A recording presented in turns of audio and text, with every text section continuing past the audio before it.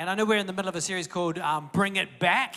And you know, one of the weird things about true things is that they keep disappearing, and you have to keep re-finding them. Right? They keep disappearing because part of what true things do is they lead us forward and they're moving forward. So if you think about something that Willem's already talked about, something like generosity, and having that heart that connects to the mission of God in such a way that you give, that's not a fixed position. Like God keeps drawing us deeper and deeper into that, right? And so what happens is anytime you put the brakes on, the things just move further away, right? And so to recapture it, we have to regularly have these restoration type moments where we think, hey, no, what does it mean to be Pentecostal? What does it mean to pray? What does it mean to really dig into the Word? What does it mean to connect together? All those things that make our faith lively and flourishing, that we've got to remember their tendency to disappear, our tendency to be distracted, right? So if you don't focus on it, how clean is your car? Right? If you don't focus on it, how tidy are the lawns? Right?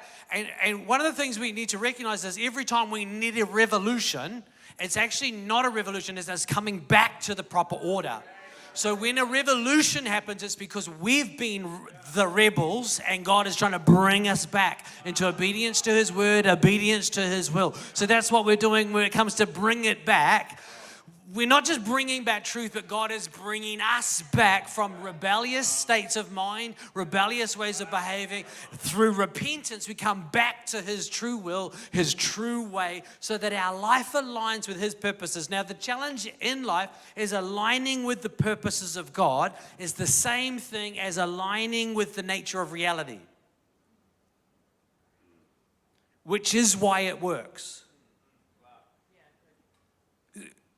Such that when we're in those rebellious states and rebellious spaces, things don't work. Now, working and not working is an interesting thing. So, in New Zealand, the predominant religion in New Zealand is the worship of a really interesting Godhead. Like it's a two-part Godhead, right? Of peace and ease. Right? We want things to be easy and comfortable. Right? You can make it a trinity of peace, ease, and comfort. Right? If you like trinities, that might be a way to think about it. But it doesn't matter because these are demonic forces, right? Anytime we're worshiping something other than God, what we're worshiping is a demonic force where we'll do whatever it takes to be at peace, right? Like a false peace. We'll do whatever it takes to do it the easy way, right? Hence potholes, etc., right? We'll do whatever it takes for us to be comfortable, right? So all the conversations that make us uncomfortable, we don't have them, right? Somebody say, yeah. So I'm a big fan of uncomfortable conversations out there, right? And now the reality is that when we worship like that, things don't work, even though we're still at peace, easy. We're doing things, we're comfortable, but it's not working because it's not us moving forward into our destiny. Oftentimes, moving forward into destiny is less comfortable, less peaceful, less easy, but now it works, so your whole self aligns and there's life and flourishing, even though everything's difficult. Does that make sense? So we got to remember that all the time, that when someone's preaching and they say we need to behave like this so that things work, that's not the same as we need to behave like this so that we have a comfortable, easy life.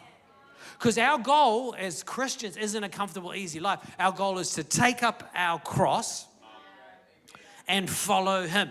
Now the trick is, where was He going? He was going uphill with the heavy cross to a point where He was put to death, right? That's what we're doing. Right? And it cuts right across our national religion. Right? Our national religion of, let's not rock the boat, let's not be awkward, let's do that tomorrow, all of that. So we're bringing back stepping out. We're bringing back pushing in. We're coming back to the truth that when we align ourselves with a philosophy and behavior that pushes out, things are going to work better for us. And I'm doing this because things work better for us in terms of being aligned. The whole world will become more chaotic and dangerous, but you'll love it. Is that all right? Yeah, very good. So let's read Matthew chapter whatever the one I said, 14.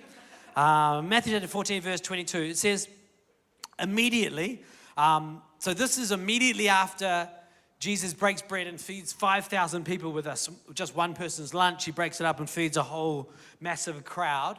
And then straight after that, he says to the disciples, he made the disciples get into the boat and go before him to the other side of the lake. And then he dismissed the crowds. After he had dismissed the crowds, he went up on the mountain by himself to pray. When evening came, he was there alone on the mountain, and the boat by this time was a long way from the land. But it was beaten by waves, for the wind was against them. And in the fourth watch of the night, so just before it gets light, he came to them walking on the sea. That's Jesus. And the disciples see him walking on the water, and they're terrified, and they say, it's a ghost. And they cried out in fear. But immediately Jesus spoke to them, saying, take heart, it is I. Do not be afraid. And Peter answered him, Lord, if it's you, command me to come to you on the water. And he said, come. So Peter got out of the boat and walked on the water and came to Jesus. But when he saw the wind, he was afraid, and he began to sink and cried out, Lord, save me. Jesus immediately reached out his hand, took hold of him, saying, are you of little faith? Why did you doubt? Now, when they got into the boat, the wind ceased, and those in the boat worshipped him, saying, truly you are the Son of God. And you know, one of the things we need to come back to is stepping out. It's one of the things we've got to come back to is pushing out beyond comfort zones, beyond normal boundaries. We've got to come back to the sort of faith of our ancestors, the sort of faith that founded our movement here in New Zealand, the sort of faith that produced Equippers Church, the sort of faith that sustains us as his people, as a faith that will push out and look to push out, push forward and look to push forward, right? And I'm going to start with point 2. Is that all right? So I'm going to go point 2, point 3, and then we'll finish with point 1, which is going to be for the purpose of today's sermon, it's the most important point. Is that okay?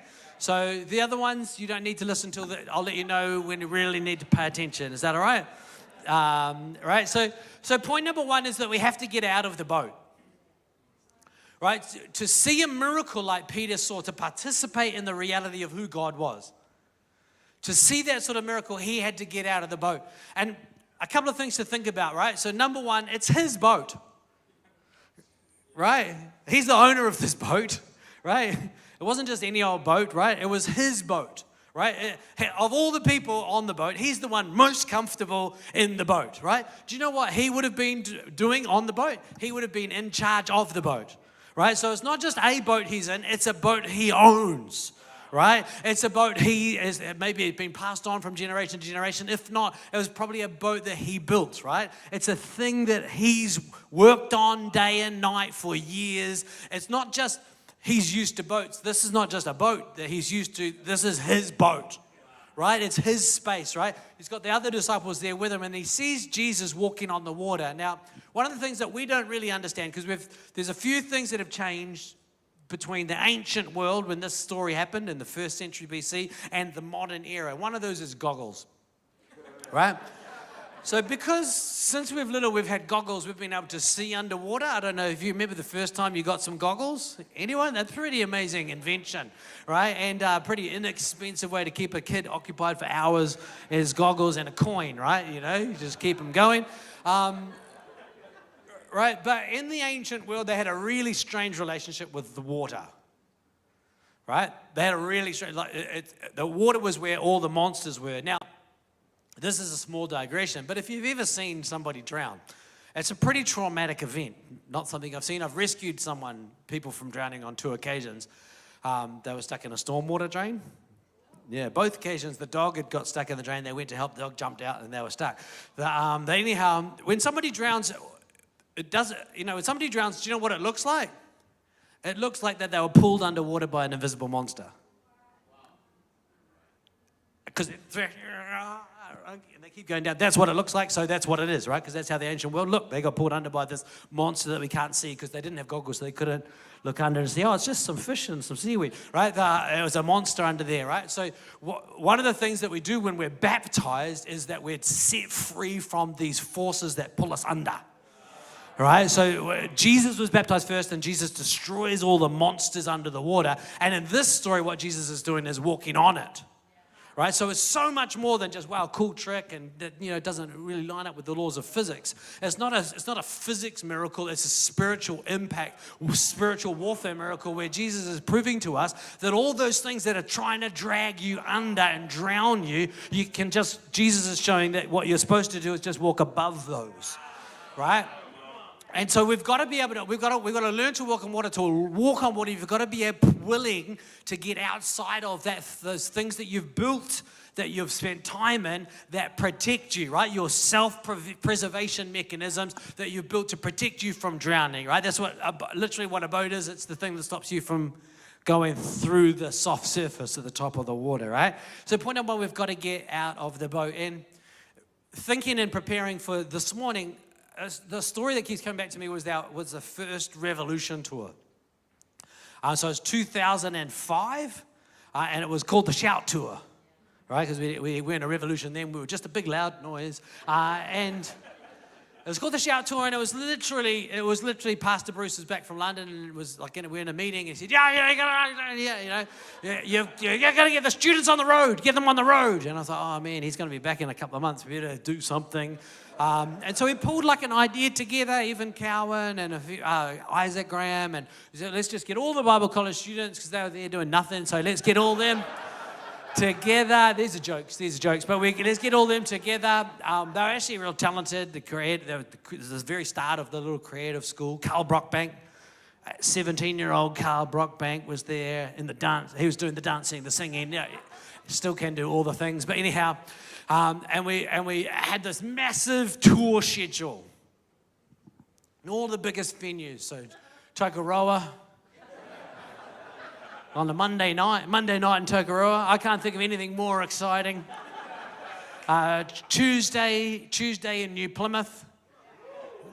Wednesday in Wanganui. Right, we were hitting all the high spots. Thursday somewhere else. I don't know, yeah, somewhere. And then Friday night we finished in Lower Hutt, upstairs on High Street there with Pastor James Roberts. And it was Lower Hutt was a night we had to take a whole bunch of the ceiling tiles out without any of the local people seeing, so that the poles that we brought to hold the lights up because they were too tall for the room. That was But anyway, on the first day I was driving in the car down to Tokoroa with Ed Moore. Ed Anderson, it was a double Eder, Isaac Graham, and we're in the car just planning what we're going to do and how it's going to go, and the thing was we were going to do this lunchtime concert at the high school. Our plan was to visit all the high schools, but it turned out that was the high school, right? And so we're at the high school, and we get there, and there's the whole hall is full, and so we're doing some dance competitions, and then the dancers would dance, we're throwing out lollies, and just making a lot of noise. And that partway through, I said to Lesiali Latu, I said, take the flyers and run around the school and see if there's any other kids who want to come in, right? So they went around the school. No, all the kids. it was the whole school was in the hall. That was the whole school, right? And all of the teachers were in the staff room just having a cup of tea, right? So we were there with the whole school for the lunchtime. And then that night we did a concert, but we were naive at that point. So the idea was we were taking a night of Shout conference on the road, right? And so I can remember Tyson Kay was drumming. Oh, sorry. He's drumming away, and then he's drumming away. But we tried to do some worship songs. I don't know who else was there, but we tried to do some worship songs, and they weren't well received by the young folks of Tokoroa. They were like, "Oh, shut up!" Throwing stuff and walking around. And because it was in the church in Tokoroa, and there was like 300 kids there, because everyone was at the thing there. Oh, we'll get some more lollies if we go to this, and so And then I was preaching, but I was trying to preach a sermon, and people were talking, rah, rah, rah, not listening, they're laughing amongst themselves. And in the end, I just sort of, just said, hey, Jesus loves you so much. And it was complete, this whole thing was complete chaos. The whole day had been chaos. And I just said, hey, no, Jesus loved you so much that he was prepared to die in your place, to take the penalty for your sin. The whole room just goes, and I think 314 people in the room, and 91 people responded to the gospel that night, And it's a Monday night in Tokoroa in 2005, right? But the miracle in that space where we didn't know what we were doing, we didn't know what we were trying to do, right? We didn't know what would happen. We were unaware of the negative things that might happen. We weren't aware of the fact that we could drown, but that sense that actually, because there's this call of God out into that chaotic space, into the dangerous space of the waters, those things that would try and pull us down. And that's actually where Jesus wants to manifest his greatness in a whole different way than we've ever seen before. And that whole week of tour, by about the third day, I remember I was texting back to the team in Auckland, and it was pre-social media, so I was like sending out 400 texts each night on my BlackBerry, which is amazing for group texts. If the silver BlackBerry, it was amazing. And anti-spam laws mean those type of phones are not available anymore. But yeah, texting out, and someone texted back and said, you just should stay on the road, right? Why would you come back?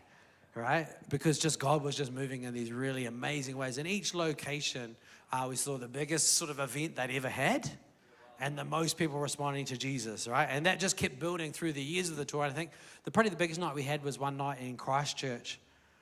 It was over 2,000 people in what was called the Horncastle Arena, big arena, 2,000 people, and there was something like 600 response cards.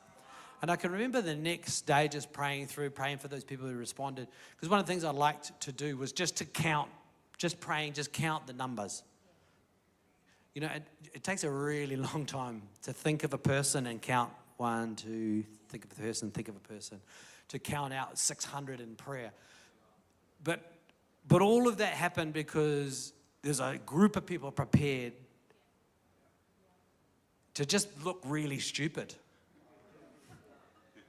That's mainly what we were doing. There was always lunchtime things, so there was hardly any teachers there. So it was always just people, hey, let's have fun. And the best way to have fun is to make fun of yourself, right? Then the crowd can just join in, right? And I think that dynamic is something that we need to come back to the truth of that. Hey, there's something out there that's at a risk of our social position. My whole family on my mum's side, the only reason we're Christians is because when my grandmother was diagnosed with cancer, the next door neighbor leaned over the fence when they were hanging out washing and just said, hey, I've heard about your diagnosis. I go to a church who believes in the healing power of Jesus. Just out on the water. 1950 in Melbourne, Australia, right? And I think that's the sort of thing we need. One of the things we could come back to. Can you feel that? I think I could come back to more of that myself. I think there's something in me that longs to be back out on the water. So point number 1 was all right? That was actually point number 2, right? Was that point number 2? Yeah, point number 2. Okay, so point number 3 is a really interesting one. So there's spaces, right? So there's a space out on the water, which really talks about our Christian faith. There's a space that we need to understand where Jesus is, which is beyond the boundaries, out in chaos, right? And I know that God meets us in those places where everything's going wrong or everything could go wrong or we don't understand what's going on. Sometimes the dreams you have, sometimes the prophecies you receive, sometimes the thoughts you have, they're probably not in the boat. They're sort of a bit weird. I'm looking at you on purpose, right?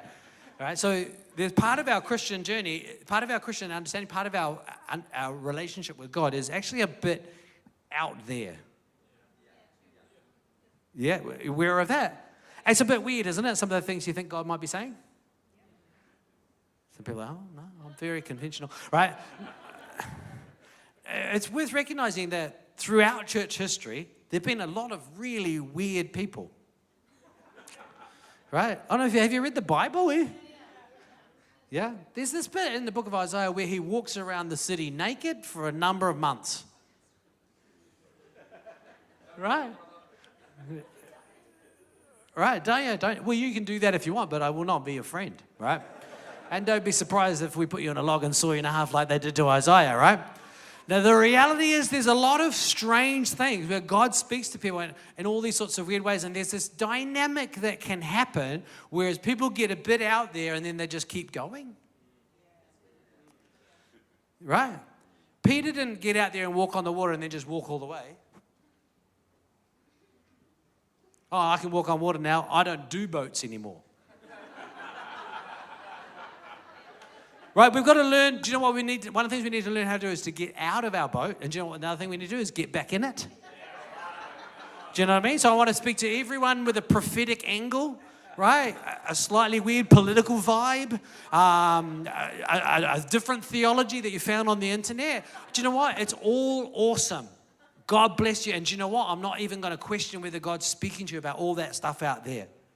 But I'm just saying, hey, don't forget, get back in the boat as well. There's an ancient truth that they used to say about the true mystic. The true mystic doesn't need to take communion at church, but the true mystic does. So that person who's seen Jesus face to face and has this revelation, they don't need to take communion like the rest of us, but they do. They come back into the shape of the church. They come back into the structure. Do you know what? One of the things we sometimes think about, we stay in the structure when we shouldn't. And then once we get out, we get all wobbly in our faith and just keep being weird, right? The reality is, as Christians, we've got to know when God's calling us out. And then Peter didn't just stay out there. Peter came back into the boat. When Peter came back into the boat with Jesus, you know what? There was another miracle. Suddenly the storms calmed. Right? I've never ever heard anyone preach this story and focus on the fact that Peter got back in the boat.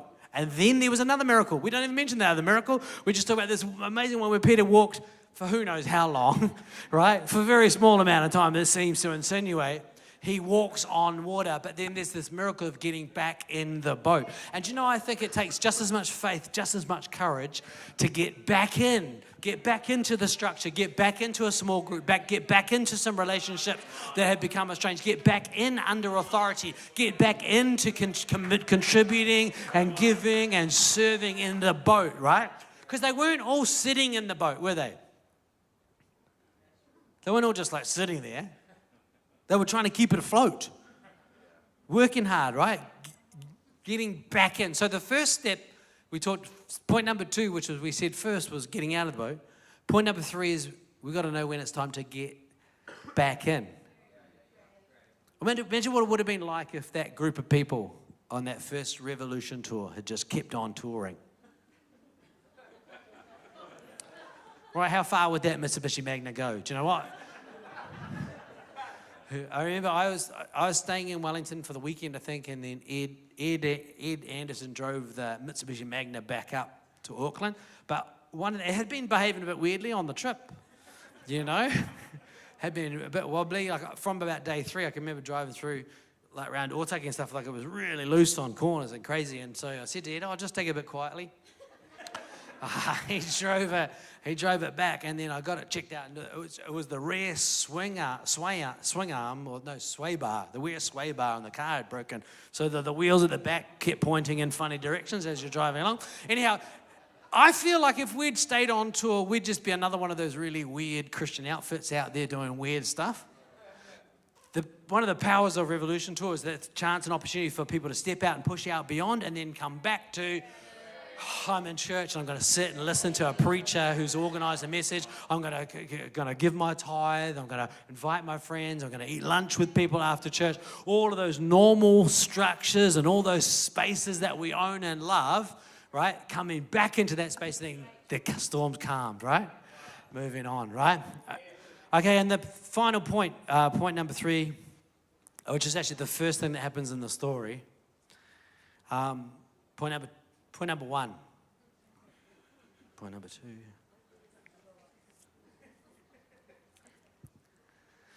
Okay, so this story is often referred to as Peter walks on water. Right? Before he walked on the water, He got in the boat. Right? How many followers of Jesus, feeding of the 5,000? There's something like 25,000 people at that previous miracle. And there's one person at this next miracle. But there were 12 people who had the opportunity. And 12 witnesses. Right? It was all the people in the boat. Right? So sometimes I think our Christian faith is like, I want to see God do those sorts of miracles out on the water. Call me out on the water. There's a song about it, everything. But where's the worship song? Help me get in the boat to start with, so we can get moving forward on the thing Jesus has said for me to do, so then we'll see what happens once we get out in amongst it. Right? We've got this disconnect where we think we're going to jump from standing on the dry land cleaning up bread and fish, and then we're going to go from there. Now we're walking on water. There's this bit in the middle where you have to get on board. You have to get involved. You have to get your boat put in there, get your people, and then you've got to push out on the water. I don't know, have you ever spent much time on boats? Have you been on a boat when it's really rough?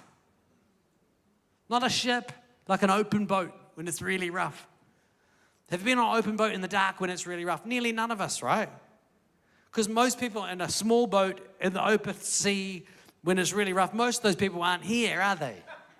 Right? It's like a one-time thing. You better enjoy it while it's happening. It's like James Monk always says, if he was ever in a plane crash, he'd just be like, hands up, yeah. It's only going to happen one time. Just get into it, you know? Right? He's a man who thinks deeply about the big matters of life, right? Preparing ahead of time for these difficult circumstances, right? But you know, I think this is a massive season ahead of us where we just need to get in the boat. We need to own the boat. Did you know Equippers Church isn't your, do you know what? This isn't a thing you attend. This is your boat, right? This is your boat. This is, you know, you're building it as you're riding in it, right? I know I'm talking to some people who have been here building this boat for a long time, right? But no, we've got to be in it, right? Engage in it, be part of it, right? And it's that getting in the boat, moving forward in the plan that Jesus, because Jesus told them, get in the boat and go to the other side. And then all the thing unfolds. And I think about when I was a young person, I'm an old person now. So I was explaining to someone yesterday, I'm 48. So I've only been an old person for 8 years. So I'm like a beginner old person, right? You know how an 8-year-old's not very good at being a person. I'm only 8 years into being an old person, right? So I'm still learning how to do it, right? But when I was a young person, I can remember we were at this awesome church on the Kapiti Coast, and Chrissy, who was my girlfriend and fiancée wife at the time, her brother was the youth pastor, and it was a Baptist church where they had a really strong youth group, and then lots of old people moved on in two different ways. Some of them went to other churches, some of them went to the big church in the sky, right? And so they moved on, and so we were sort of left with just it was like a few young adults and a bunch of teenagers. And what do we got to do?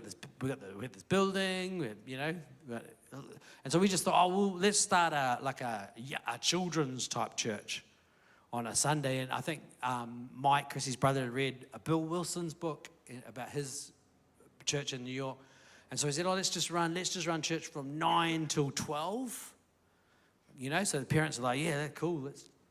We'll pick the kids up. We'll run from 9 to 12. And then we ran this in the middle of the 9 to 12. So we started with just hanging out. Then we ran this service. And we ran this really cool, you wouldn't like it, but I liked it at the time, really cool service. It was broken into 2-minute slots. So it was a big sort of square building like this, and no chairs. And then the kids would all sit on the floor, and then we'd do one praise song, and then something would happen over there. So everyone had to spin around, and there'd be a 2-minute puppet show, and then spin around their 2-minute game, spin around a 2-minute Bible story, and spin around to a whole 1-hour program in 2-minute slots, right? Now with TikTok, you'd have to do it in 10-second slots, but you'd be replacing the carpet as everyone spun around. The carpet would last 2 weeks, but and it was just astronomical. So there was the church had got down to 40 people, and then we had this kids program with 125 kids in it. And so we thought, let's run a camp. So some people we knew owned a Christian camp in the Paraparaumu Valley. So we they said we could use the space, so we just used it, and the kids came, 130, something like that, kids, this Christian camp, and there was, the 7 or 8 of us running it. Like, it was the most exhausted I've ever been, right? It was like, yeah, and we had these rostered sleeps through the day, because we were like staying up all night. It was just epic, right? But I bumped into, when I was at Equippers London, I bumped into someone who'd been a kid at one of those camps. Do you know what I mean? Even now, like, these are old people now, so they were like early teenagers in 1997, 98, right? And I can just remember that feeling, like of just being in something that was going somewhere, right? And literally just being in it, and it was awesome. But it just started off by like just being part of a group. We were just a youth group. We used to play long ball and hang out, right, and read the Bible for hours and hours, right? And we're just part of it, and then it's moving forward, and then all these miracles happen, and just really dramatic and powerful ways. And so, just a word of warning: my watch has gone flat, so I just need to check time. Okay, so that was point number 3. It was. So point number 1 is getting out of the boat. Point number 2 is getting back in the boat, but none of that happens unless point number 1 happens.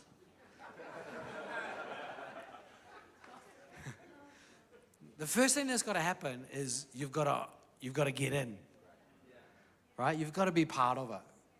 You've got to own it. When Willem was talking about tithing, I just remembered just an amazing story of a young fella who was he was in his mid-20s, and he was an investment banker in our church, and he really struggled with the idea of tithing. He sort of come back to Jesus. He grew up in a sort of Christian home and come back to Jesus in his mid-20s after sort of a whole lot of time being like a real rationalist type, the atheists who are working really hard to not notice God. And then he'd had some challenges and found Jesus in the middle of all of that. But he was like, man, this tithing thing is pretty crazy. And he's just like,